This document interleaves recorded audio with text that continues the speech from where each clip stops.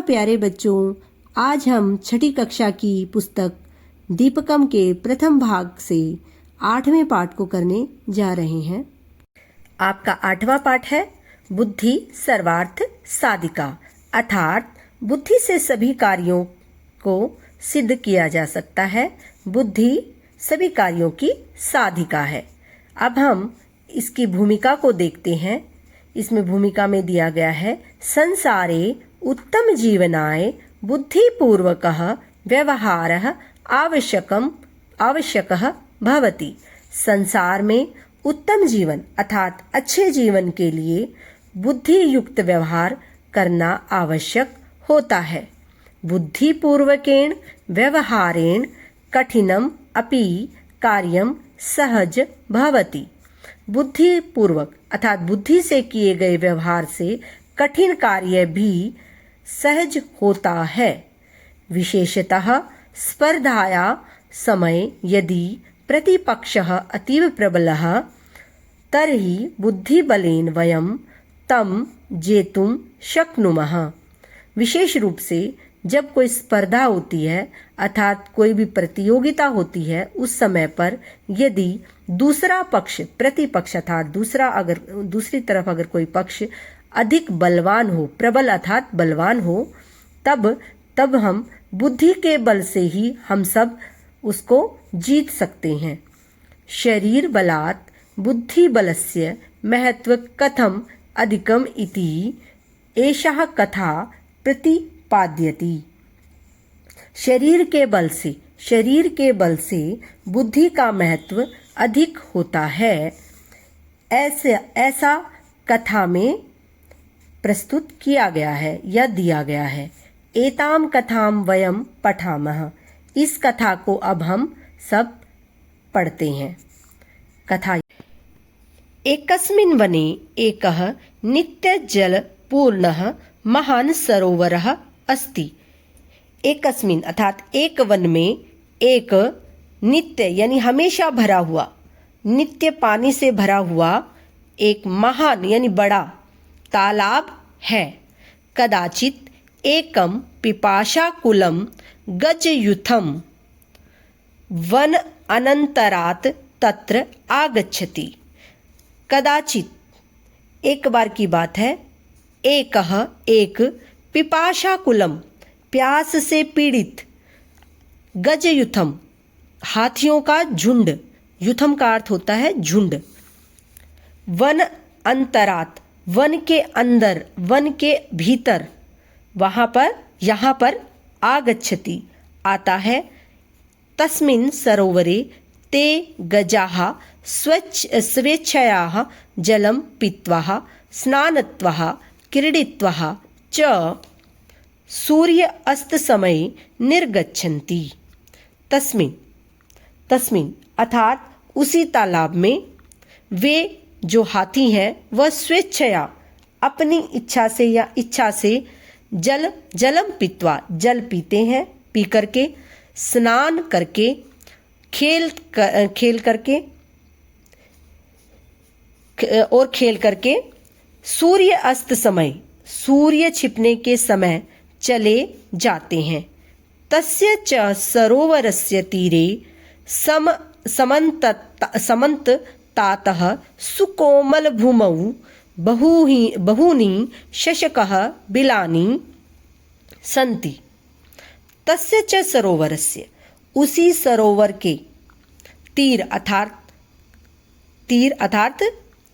किनारे पर, सुकोमल भूमौ बहुत कोमल यानी बहुत ही जो है नम्र या नर्म जो धरती होती है उसको बोलते हैं सुकोमल भूमौ, यानी बिल्कुल ही नर्म जो है धरती में बहुत से खरगोशों ने अपने बिल बनाए हुए थे।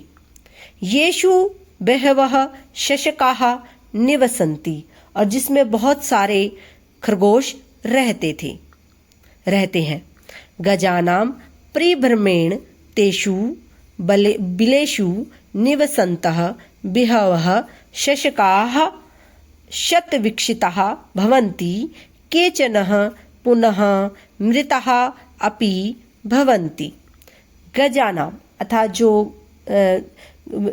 हाथी आए थे उनके परिभ्रमण करने से, घूमने से, इधर उधर घूमे होंगे जब उन्होंने जब जल पिया, तो हाथियों के परिभ्रमण, जो हाथी थे उनके घूमने से, उनके बिल में उन बिलों में जो निवास करने वाले बहुत सारे जो खरगोश थे वह शत विक्षत अर्थात घायल हो गए, और कुछ तो मृतः अपि भवन्ति, कुछ तो उसमें से मर भी गए।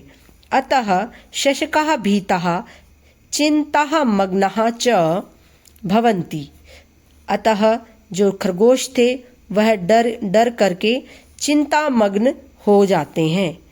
ते दुखम अनुभवन्ति, और वे सब दुखी होते हैं।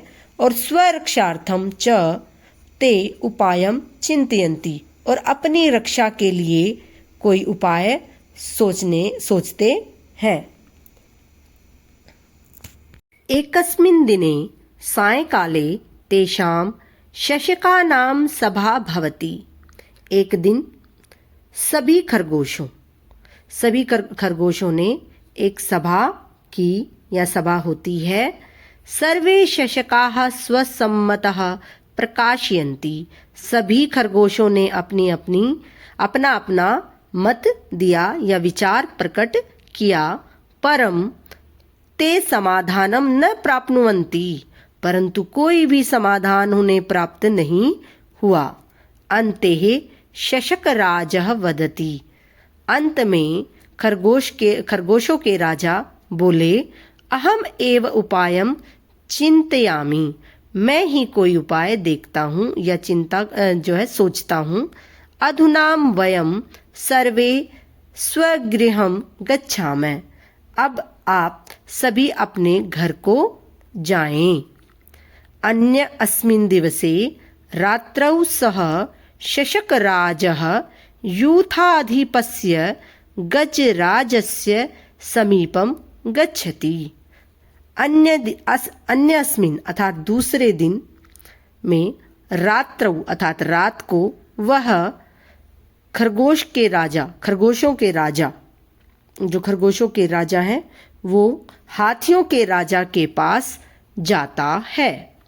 वह सह गजराजम कथयति, और वह गजराज अर्थात हाथियों के राजा को कहता है कि हे गजराजः, एषः सरोवरः चंद्रस्य वासस्थानम अस्ति, कि यह जो सरोवर है, यह जो तालाब है, वह चंद्रमा का निवास स्थान है। और वयम शशकाः तस्य प्रजा स्मः, और हम सब जो खरगोश हैं वह उनकी प्रजा हैं। अतः एव स शशांकः इति नामनः प्रसिद्ध, इसीलिए यह जो तालाब है वह शशांक नाम से, अर्थात जो ये तालाब है वह शशांक के नाम से ही प्रसिद्ध है। यदा शशकाः जीवन्ति तदा एव चंद्रः प्रसन्नः भवति, यदि जो खरगोश हैं या शशांक हैं वह जीवित रहेंगे, यानी खरगोश जीवित है, तब ही हमारे चंद्रमा प्रसन्न होते हैं।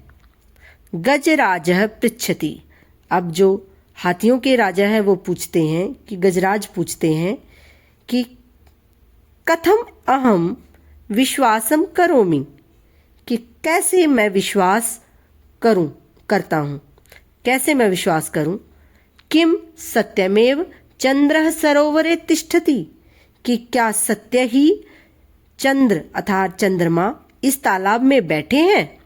यदि सरोवरः चंद्रदेवस्य वासस्थानम तरहि तत् प्रदर्शयतु, तो कहता है कि यदि सरोवर में, तालाब में चंद्र देवता यानी चांद देवता जो चंद्रमा के हैं, चंद्र देवता अगर यहाँ पर वास करते हैं, यहाँ पर अगर ये चंद्र देवता हमारे स्थान है तो मुझे दिखाइए, प्रदर्शयतु, दिखाओ। तो खरगोश कहता है, देखो, शशकः कथयति, खरगोश कहता है आम, हाँ, चंद्रस्य दर्शनाय आवाम अधुना एव सरोवरम प्रति चलावह, कि चंद्रमा के दर्शन करने के लिए हम दोनों, आवाम अधुना यानी हम दोनों तालाब की ओर चलते हैं। गजराजः शशकराजेन सह सरोवरस्य समीपम गच्छति। अब गजराज जो हाथियों के राजा हैं, खरगोश के राजा के साथ तालाब के पास जाता है। सह जले चंद्रस्य प्रतिबिंबम पश्यति, और इसके बाद वह पानी में चंद्रमा की छवि, पानी जल में चंद्रमा की प्रतिबिंब अर्थात छवि, जो आपकी जो छाया होती है उसको बोलते हैं प्रतिबिंब। तो प्रतिबिंब अर्थात छाया को देखते हैं। चकितः च भवति, और चकित रह जाते हैं, आश्चर्य होता है उनको। स भयेन चंद्रम नमति, और वो भय से, डर से चंद्रमा को नमस्कार करता है। ततः स गजयूथेन सह अन्यत्र गच्छति, तब वह, इसके बाद वह हाथियों के साथ अन्यत्र गच्छति, दूसरे स्थान पर चला जाता है। सह गजयुथम पुनः कदापि तस्य सरोवरस्य समीपम न आगच्छति। वह जो हाथियों का झुंड था, दोबारा से वह उस तालाब के कभी भी उस तालाब के पास नहीं आया। समीप न आगच्छति, उसके समीप नहीं आया। शशकः तत्र सुखेन तिष्ठति, और जो खरगोश थे वह वहां पर सुखपूर्वक बैठे रहे। सत्यम एव उक्तमम, सत्य ही कहा गया है कि बुद्धि सर्वार्थ साधिका, कि बुद्धि सभी कार्यों को करने की साधिका है, चाबी है, कुंचिका है, कुछ भी हम बोल सकते हैं। यानी इस बुद्धि से हम सभी कार्यों को सिद्ध कर सकते हैं। सभी कार्य हमारा बुद्धि से ही पूर्ण रूप से किए जा सकते हैं। तो इस तरह से आपका यह पाठ था। इस पाठ के द्वारा आपको शिक्षा मिलती है कि हम कोई भी विषम परिस्थिति है, परंतु अगर हम अपनी बुद्धि का प्रयोग करते हैं तो उस विषम परिस्थितियों से का हम समाधान निकाल सकते हैं। तो इसी पाठ को आगे हम इसकी एक्सरसाइज करेंगे। तो अगले भाग में हम इस पाठ की एक्सरसाइज को देखेंगे और इस कहानी को दोबारा से पढ़ें और समझें और हमें बताएं कि आपको यह पाठ कैसा लगा। ठीक है बेटा, धन्यवाद।